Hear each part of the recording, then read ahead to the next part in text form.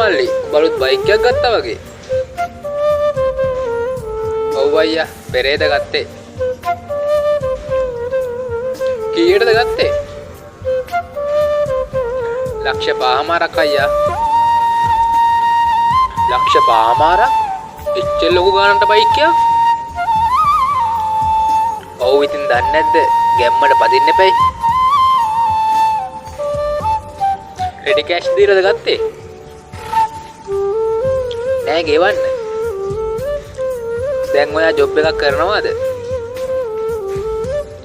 නෑ තාම. තාත්තා තමයි ගෙවන්නේ. මේ තාත්තට මොකද මන් දැන්?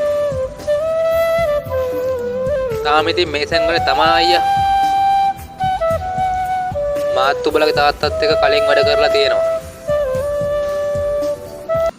වෙලාවට කන්න නැතුව.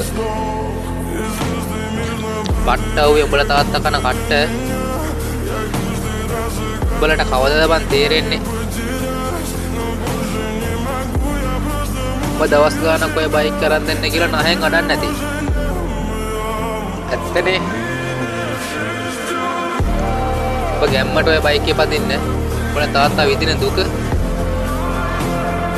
ඔබ රස්සාවක් කරලා බේමසල් වලින් බයික් එක කරන් පැතලා බලහන්කෝ.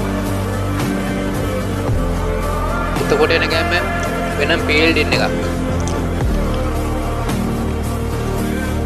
මල්ලි ඔය පදින බයික් එක දුවන්නේ පෙට්‍රල් වලින් නෙවෙයි. ඔබලා තාත්තගේ ලේවලෙන් කියලා මතක තියාගන්න.